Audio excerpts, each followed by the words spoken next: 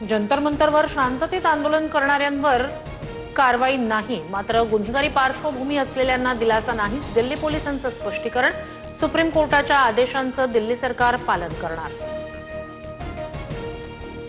प्रधान यांचा राजीनामा घेऊन मोदींनी स्वतःची खुर्ची वाचवली. मल्लिकार्जुन खरगेंचा पंतप्रधानांवर निशाणा. तर लाठीचार्जबाबत अमित शहा गप्प का? मोदींनी शहांचा राजीनामा घ्यावा, खरगे आक्रमक. लोकसभेनंतर आता राज्यसभेतही परीक्षा सुधारणा विधेयक सादर. विधेयकामुळे तरुणांचं भविष्य सुरक्षित राहील, जितेंद्र सिंह यांची हमी.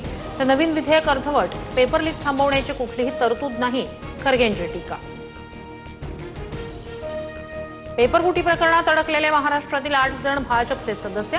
राज्यसभेत संजय राऊत यांचा आरोप. तर मी लापता गृहमंत्री नावाची फिल्म बनवणार, राऊतांचा टोला.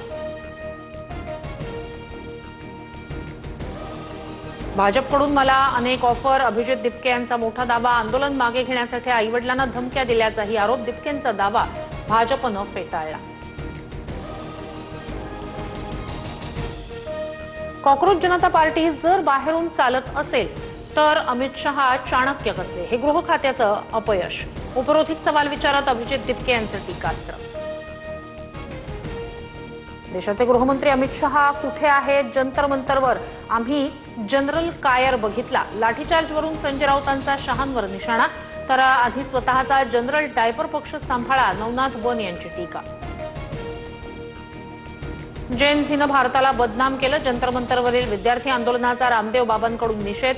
तर रामदेव बाबांनी पतंजली उत्पादनांकडे लक्ष द्यावं, अभिजित दिपकेंचा पलटवार. उद्धव ठाकरेंनीच एकनाथ शिंदेंची नियुक्ती केली होती. बंडखोरी करून मूळ पक्षावर दावा करणं लोकशाहीला घातक. कपिल सिब्बल यांच्याकडून जोरदार युक्तिवाद. पक्षचिन्हावर पुढील सुनावणी 4 ऑगस्टला. बीएमसी अभियंत्याला मारहाण प्रकरणी अनिल परब यांची निर्दोष मुक्तता. सत्र न्यायालयाचा दिलासा. जून 2023 मध्ये वांद्रे पूर्वेतील ठाकरेंची शाखा पडल्यावरून अभियंत्याला मारहाण.